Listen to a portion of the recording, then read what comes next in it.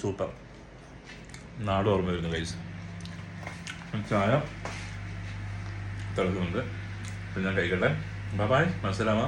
ഇതുപോലെ കഴിക്കുന്ന ആരെങ്കിലും ഉണ്ടെങ്കിൽ കമൻറ്റ് ചെയ്യും. ഓക്കെ.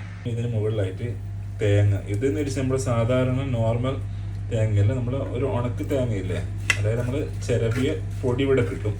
അതും ഭയങ്കര ടേസ്റ്റാണ് കേട്ടോ. സാധാരണ നോർമൽ നമ്മളെല്ലാവരും പറയും സാധാരണ നോർമൽ തേങ്ങയാണ് നല്ലതെന്നല്ല, പക്ഷെ ചിരവിയ തേങ്ങയും നല്ല ടേസ്റ്റ് ഉണ്ടാവും. ഇതിപ്പോൾ ഓൾറെഡി ജസ്റ്റ് മൂത്ത് വന്നിട്ടുണ്ട്, ഇത്രേ വേണ്ടുള്ളൂ. അപ്പം ഞാൻ ഇത് ഫ്ലെയിം ഓഫ് ചെയ്യട്ടെ. അതിന് ശേഷം ഒന്നുകൂടി നമുക്കിത് ഇതാക്കും, കാരണം കല്ല് നല്ല ചൂടുണ്ടല്ലോ.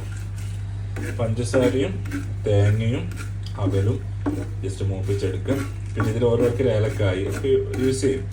ഓക്കെ, മൂത്ത് വന്നിട്ടുണ്ട്. നല്ല അടിപൊളി പഴമുണ്ട്. ഒരു പഴം എടുക്കാം. ഓക്കെ, യെസ്, നമ്മളെ സാധനം റെഡി ആയിട്ടുണ്ട്. നല്ല അടിപൊളി അവലും, അതായത് ഞാൻ പറഞ്ഞില്ല നല്ല സോഫ്റ്റാണ് കേട്ടോ. ഇത് നല്ല സാധനം നമ്മുടെ നാടൻ അവലാണ്. അപ്പോൾ ഈ പഴം പൊളിച്ചിട്ട് നമ്മളിത് മിക്സ് ചെയ്ത് കഴിക്കും. നമ്മൾ റെഡിമെയ്ഡ് കട്ടൻ ചായ, ചായപ്പൊടി ഇട്ടിട്ട് കട്ടൻ ചായ, അതായത് ഇളം ചായ എന്നറിയാം. അപ്പോൾ അതിൻ്റെ കൂടെ ഇതിനോട് നല്ല ടേസ്റ്റാണ് കുടിക്കാൻ വേണ്ടിയിട്ട്.